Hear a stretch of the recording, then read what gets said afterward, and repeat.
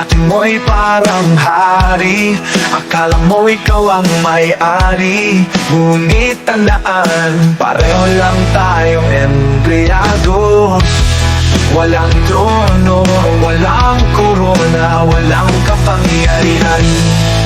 Hindi ka tagapamana, hindi ka tagapamana ng kumpanyang ito. Huwag kang magmalaki, trabaho lang ang ginagawa mo, tulad ng iba.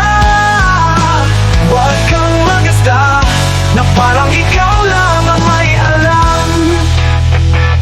Ugaling boss, kilos na parang hari, pero sa sweldo, pareho lang tayo, diba?